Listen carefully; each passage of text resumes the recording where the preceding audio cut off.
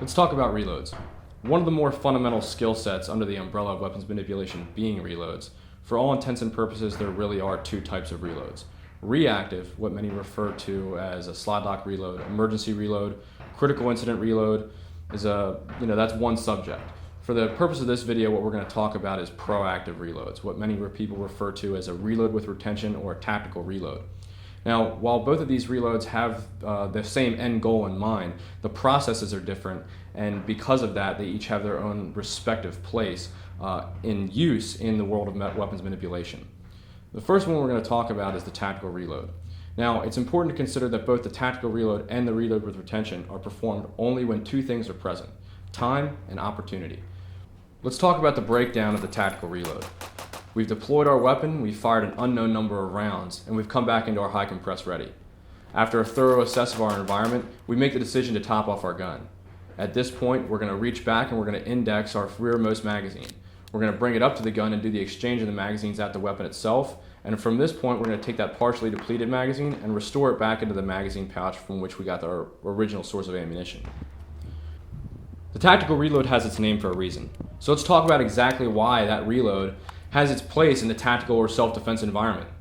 In a life or death situation, our biggest concern is minimizing the amount of downtime of that weapon system. And it's important to consider that when we remove the source of ammunition from the weapon, we're essentially taking it out of the fight. So by doing the magazine exchange at the gun itself, we're minimizing the amount of time that gun is unable to fight when compared to the reload with retention.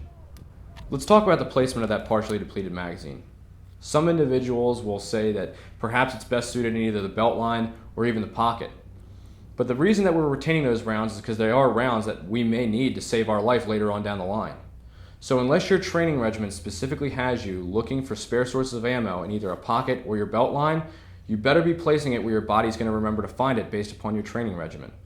That way, you don't want to find yourself doing a scavenger hunt for more bullets when seconds count. It's understood that the reload with retention has its place in the competitive environment, and let's talk about exactly why. In a competitive scenario, we're being judged on the basis of time, how quickly we can get from A to B and shoot all the targets in between.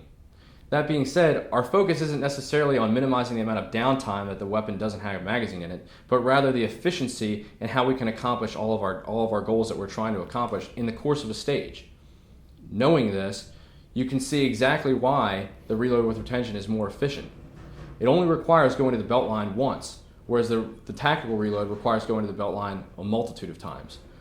Reload with retention requires simply removing the magazine from the gun, going to the belt line to retain it, bringing the new magazine back up to the gun, and then we're ready to continue on about the stage. Tactical reload, however, is going to require us bringing our hand off the weapon system, bringing the new magazine up to the gun, doing the exchange at the gun itself, bringing the magazine back down to the belt, retaining it, and then bringing our hand back up to the weapon system.